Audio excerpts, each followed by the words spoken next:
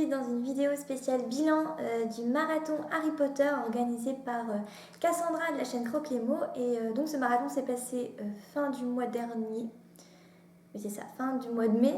Et j'avais remarqué que j'avais pas fait de bilan, alors voilà. Donc ce marathon consistait à se plonger dans l'univers Harry Potter, que ce soit au niveau des livres, des films, des goodies, enfin voilà, il fallait vraiment être pendant 2 semaines dans l'univers d'Harry Potter. Pour moi ça a été un gros échec, j'ai honte, mais tellement honte, parce que j'ai lu qu'un livre et demi, enfin un livre plus la moitié d'un autre, même pas la moitié, un quart d'un autre, et je n'ai vu que 3 films en rapport avec Harry Potter. Je vais vous expliquer, vous allez comprendre. J'ai quand même lu en entier le tome 3, Le prisonnier d'Azkaban. Pour l'instant, c'est un des meilleurs tomes que j'ai lus. Je les ai déjà tous lus, les Harry Potter, mais je me souvenais pas que le 3e tome était aussi dense, aussi waouh quoi, il a vraiment à couper le souffle. Et ouais, je pense que celui-là c'est mon préféré. Ensuite, j'ai lu un quart du tome 4 donc, de Harry Potter, donc c'est Harry Potter et la Coupe du Feu. Ouais, j'ai peut-être lu 200 pages. En même temps, c'était la période des Imaginales quand j'ai commencé à le lire, donc voilà, j'étais un petit peu à droite à gauche, donc j'ai eu du mal à me mettre dedans, et du coup je l'ai terminé ce mois-ci, et je sais pas si c'est parce que justement j'étais trop dans l'univers Harry Potter, mais j'ai fait un trop plein de Harry Potter, j'arrivais plus, sur la fin, j'en avais vraiment marre d'Harry Potter finalement, même si j'adore l'univers, j'adore l'histoire. Mais là, je sais pas, j'en ai eu un peu marre, mais je vous en dirai plus dans mon bilan du mois de juin. Ensuite, j'ai vu un peu gros dans la première semaine du marathon. Je me suis dit, je vais quand même aller acheter le tome 5. Du coup, j'ai acheté le tome 5, mais du coup, je l'ai pas lu. Et en plus, en ayant fait un trop plein du tome 4, quand j'ai vu le tome 5, j'ai fait... ouais, il doit y avoir 1000 et quelques pages dans l'édition là, donc moi c'est l'édition de chez Folio. Je me suis dit, ouais, non, on va pas tenter le diable parce que je risquerais de me donner une petite panne et de me dégoûter d'Harry Potter et c'est pas le but quoi. Du coup, je le garde de côté, je vais sûrement l'emporter avec moi cet été.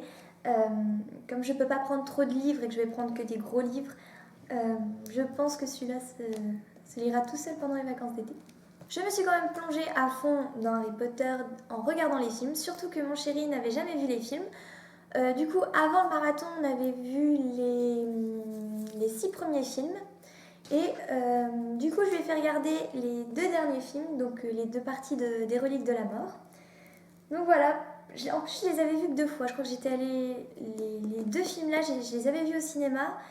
Je les ai achetés en DVD, je les ai regardés qu'une seule fois. Fan d'Harry Potter, je pense que vous comprendrez. Enfin, fan des livres d'Harry Potter, je pense que vous comprendrez pourquoi. Et du coup, non, si ça m'a quand même fait plaisir de les revoir en film, du coup, avec mon chéri. Et voilà, et qu'est-ce que je peux vous dire sur ces 2 films? Ces 2 films, voilà, c'est la fin de Harry Potter, donc comme quand on lit les livres, on a un petit pincement au cœur de se dire que ça y est, c'est fini, il n'y aura plus d'Harry Potter. Et, euh, et voilà, mais je les trouve super bien faits, plein d'émotions. Bien sûr, pas comme dans les livres, mais c'est autre chose. Mais j'ai quand même adoré les films là. Sans parler du livre, je les trouve très très bien faits. Et enfin, je me suis plongée dans un autre film en rapport avec Harry Potter. Donc là, c'est J.K. Rowling, La magie des mots.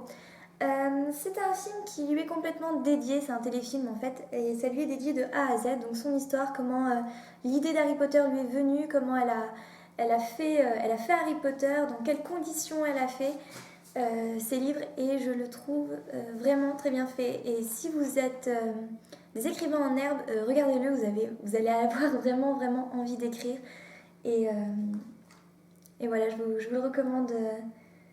Je vous le recommande très chaudement. Donc voilà, c'est tout pour ce marathon Harry Potter. Voilà, je suis vraiment déçue de moi parce que je pensais faire mieux, avoir un rythme de lecture un peu plus soutenu. Et finalement, non, mais c'est pas grave, j'ai quand même passé un super moment à me plonger dans l'univers Harry Potter. Et si plus tard je referai un marathon Harry Potter, j'essaierai de me mettre un peu plus à fond dedans. Et voilà, mais je pense que j'en referai pas un tout de suite parce que j'ai peur de faire un trop plein d'Harry Potter. En tout cas, merci Cassandra d'avoir organisé ce marathon encore une fois. Du coup, sur la page Facebook, on a pu discuter avec beaucoup de personnes qui étaient à fond Harry Potter aussi et c'était vraiment très très agréable. C'était une toute petite vidéo, comme ça j'avais envie de faire une vidéo très courte, surtout avec la vidéo de 40 minutes que je vous ai fait la semaine dernière. Je pense que vous faites un trop plein de moi. Je pense que vous en avez marre, alors voilà une petite vidéo, ça fait du bien. Jusqu'à la prochaine vidéo et à bientôt. Ciao.